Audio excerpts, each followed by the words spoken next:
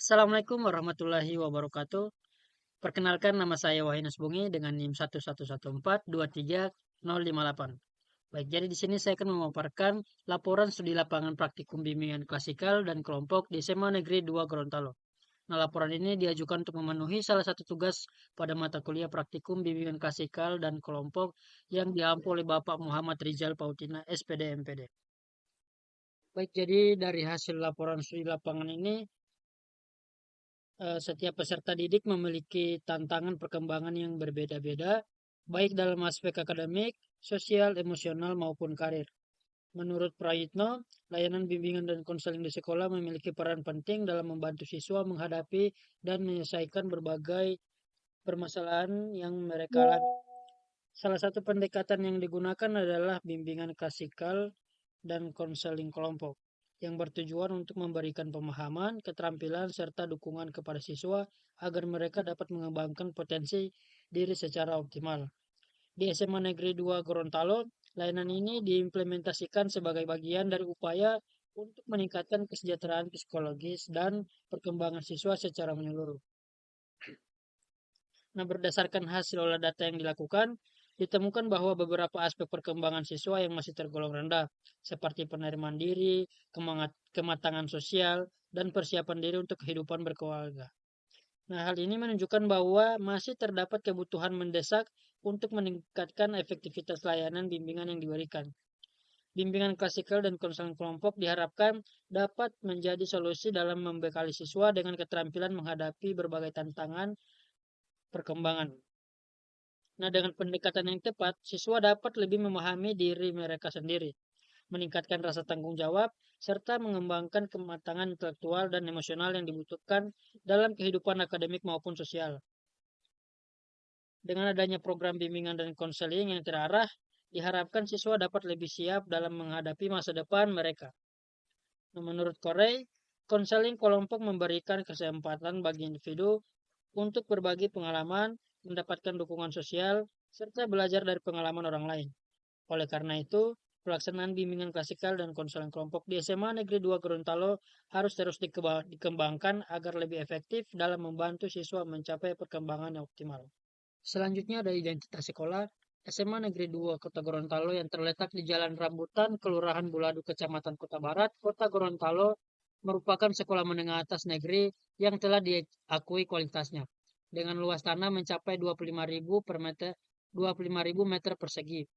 SMA Negeri 2 Gorontalo memiliki ruang gerak yang luas untuk mengembangkan fasilitas dan kegiatan belajar mengajar. Sekolah ini telah meraih akreditas A dan hal ini menunjukkan bahwa SMA Negeri 2 Gorontalo berkomitmen untuk memberikan pendidikan berkualitas tinggi dan berstandar nasional.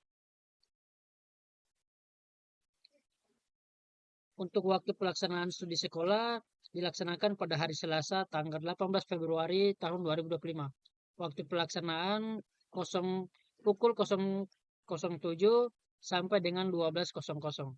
Tempat pelaksanaan SMA Negeri 2 Kota Gorontalo. Adapun hasil olah data instrumen perkembangan peserta didik. Yang pertama, hasil olah data keseluruhan. Setiap sekolah pasti memiliki siswa yang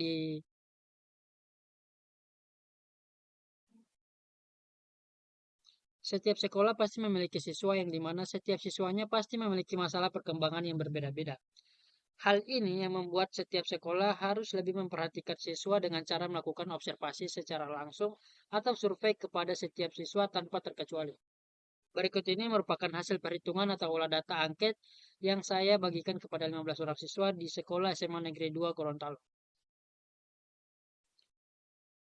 Jadi ada 15 jumlah peserta dan rata-rata konsistensinya ada pada 4,27 per 11.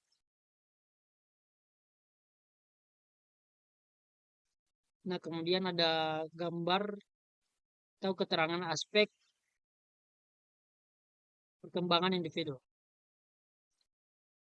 Jadi berdasarkan gambar di atas dapat dijelaskan bahwa ada beberapa aspek penilaian yang sudah terbilang baik tingkat perkembangannya.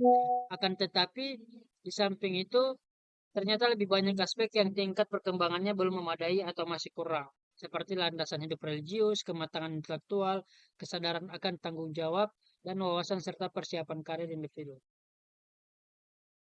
Berikut hasil olah data yang sudah diurutkan dari aspek yang tertinggi dan yang terendah.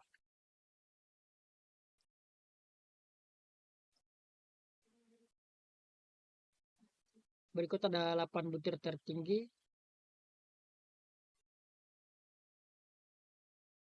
Jadi di urutan pertama itu ada aspek kelima yaitu kesadaran dan tanggung jawab.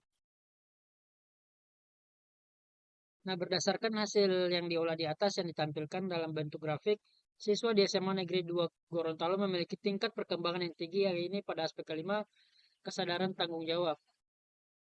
Yang kedua, yakni aspek keempat, kematangan intelektual. Nah, berikut ada grafik eh, butir terendah, aspek terendah dari kelompok. Nah, adapun untuk tingkat perkembangan siswa SMA Negeri 2 Gorontalo berdasarkan data tingkat perkembangan yang rendah, yakni pada aspek ketujuh, penerimaan diri dan pengembangannya. Selanjutnya aspek ketiga, kematangan emosional. Kemudian aspek ke-11, persiapan diri untuk pernikahan dan hidup berkeluarga. Dan yang terakhir ada aspek ke-10 yaitu kematangan hubungan dengan teman sebaya. Selanjutnya ada hasil olah data per individu.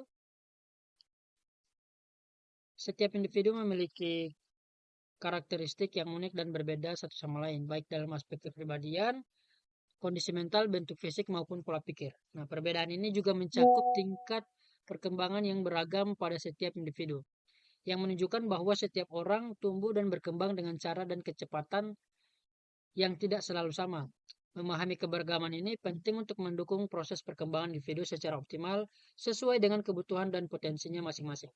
Berdasarkan hasil dari data yang saya kumpulkan, berupa angket yang saya bagikan kepada siswa kelas 10 di SMA Negeri 2 Gorontalo, berikut hasil dari olah data tingkat perkembangan siswa dari hasil yang telah saya olah. Jadi saya akan mengambil uh, 3 contoh individu. Yang pertama ada Adnan Poha.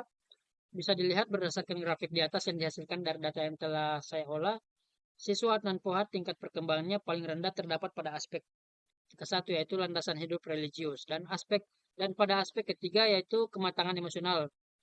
Adapun aspek yang tingkat perkembangannya terbilang normal atau tidak memiliki masalah sesuai hasil olah data yang saya lakukan terdapat pada aspek kelima, yaitu kesadaran tanggung jawab, dan pada aspek ke-10 kematangan hubungan dengan teman sebaya.